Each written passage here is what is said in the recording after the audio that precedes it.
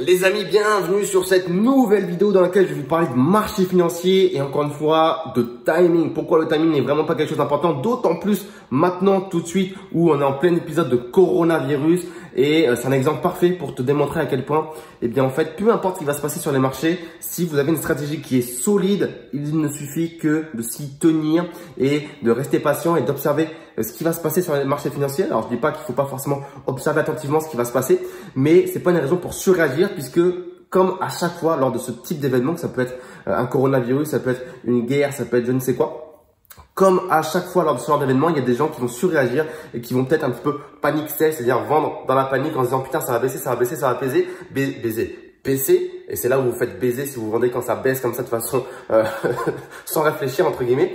Mais ce qui se passe, voilà, pour citer un petit peu les choses, c'est qu'on est à un stade où je crois que le S&P 500 et plein d'autres indices ont pris à peu près moins 10% et cette chute de moins 10% n'a jamais été aussi rapide que dans d'autres exemples dans le passé où il y a eu des événements un petit peu de ce type-là qui ont fait baisser les cours de façon assez importante. Donc bref.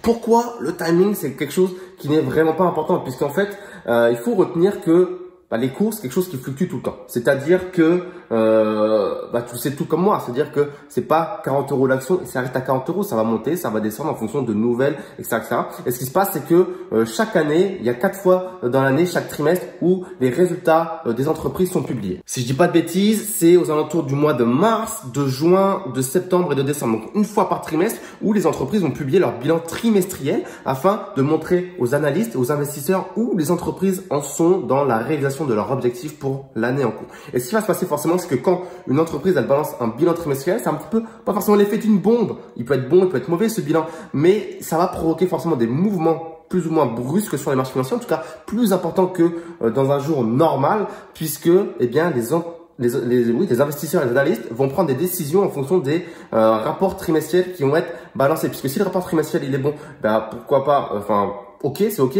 Et s'il est pas bon, peut-être que des décisions d'investissement vont être remises en question vis-à-vis de ces potentiels analystes et fonds d'investissement, puisque il faut pas oublier non plus, c'est que il y a des investisseurs et des analystes et des fonds d'investissement qui ont des obligations de résultats envers leurs clients et qui donc vont provoquer ces mouvements plus ou moins brusques, qui vont faire des arbitrages de portefeuille plus souvent pour satisfaire leurs clients. Mais un truc qui est très important à prendre en compte, toi en tant qu'investisseur long terme, c'est que, ok, l'entreprise en question pour laquelle tu détiens des actions, elle peut peut-être publier un bilan qui est moins bon que d'habitude. Et alors, est-ce que c'est une raison pour la revendre ou s'en séparer? Non, puisque des entreprises qui sont là depuis des dizaines d'années, c'est forcément des entreprises qui vont un jour ou l'autre avoir des bilans qui sont moins bons que d'habitude. Je veux dire, il n'y a aucune entreprise aujourd'hui sur Terre, ni toi ni moi si tu es une entreprise, qui peuvent se targuer d'avoir des bilans qui sont toujours bons. C'est-à-dire qu'il y a des fois, ça se passe un petit peu moins bien, les prévisions ne sont pas tenues ou le lancement d'un nouveau produit ou je ne sais quoi ne s'est pas passé comme prévu et le bilan est un peu moins bon. Donc, il faut surtout regarder en fait l'image globale et ne surtout pas s'arrêter à un bilan trimestriel, puisqu'un bilan trimestriel, comme son nom l'indique, c'est 3 mois et c'est très court aussi. Et ce qui se passe, c'est que le marché, il a souvent tendance malheureusement à surréagir, comme je disais à l'instant, à ce genre de bilan trimestriel, à ce genre de nouvelles, puisque encore une fois, il y a des gestionnaires de fonds, il y a des analystes, il y a des managers qui ont des obligations de résultats sur leurs clients et surtout qui sont jugés à leur performance court terme. Donc encore une fois, il faut faire attention, d'autant plus que les nouvelles informations, généralement, elles sont beaucoup plus considérées que l'image globale, que les anciennes informations, parce que je sais pas, quand quelque chose est nouveau, naturellement, l'être humain a tendance à lui accorder une plus grande importance. Je sais pas, par exemple, si tu vas sur YouTube et que tu vois une vidéo qu'elle est intéressante mais qu'elle a été publiée il y a longtemps, tu te dis, non, elle est pourrie, elle est vieille. Si tu vas dans un magasin et que c'est l'ancienne collection, non, tu veux la nouvelle collection. Si il y a plein d'exemples comme ça où on accorde beaucoup plus d'importance à tout ce qui est nouveau et malheureusement, tout ce qui est ancien, on a l'impression que c'est un petit peu pourri, que c'est un peu terminé. Alors que non, sur l'investissement, sur les entreprises, il faut regarder ce qui est ancien, il faut regarder un petit peu l'historique sur, comme je dis tout le temps, au moins 3 ans, 5 ans, voire même 10 ans d'historique en termes de chiffres, pour savoir un petit peu quelle est l'évolution de cette société sur le long terme. On ne s'attarde pas que sur du court terme. Quand on est investisseur, on veut vraiment comprendre ce qui se passe sur l'image globale. Donc, en gros, nouveau n'est pas égal à important. Il faut bien mettre tout en relief. Donc, c'est pour ça que, en tant qu'investisseur long terme, en tant qu'investisseur sur les dividendes, si tu me suis depuis un petit moment, tu sais que moi, je suis vraiment focus sur les dividendes. Je ne pense que dividendes et il est fort probable que toi également, tu t'intéresses aux dividendes. Et il faut que tu te protèges de ces périodes où les bilans trimestriels sont publiés et où il va potentiellement y avoir des mouvements un peu plus brusques sur les marchés. Qu'il y ait en fait une chute ou une montée du prix des actions, qu'il y ait un dividende qui soit supprimé ou qui soit réduit ou quoi que ce soit, ne veut vraiment pas dire que tu dois agir tout de suite. Je dis pas qu'il faut pas agir, mais agir tout de suite et agir de façon, on va dire, trop trop spontané, trop rapidement, va faire en sorte que c'est le meilleur moyen pour toi de prendre de mauvaises décisions et de faire des erreurs. Également, je te parle de mettre en relief un petit peu tout ça, de prendre des décisions raisonnées. Il faut pas non plus oublier que la publication de ces rapports trimestriels ne veut rien dire au final, puisque ce que tu vois toi sur le rapport, est-ce que c'est le résultat des actions qui ont été prises hier, le résultat des actions qui ont été prises la semaine dernière, le résultat des actions qui ont été prises le mois dernier? Pas du tout, puisque ce sont souvent les résultats d'actions que l'entreprise a potentiellement pris il y a quoi? Il y a 1 an, il y a 2 ans, il y a 3 ans. Et donc finalement, tu sais pas ce qu'est en train de faire l'entreprise aujourd'hui pour le bilan qui va être publié peut-être dans seulement 1 an, 2 ans ou 3 ans.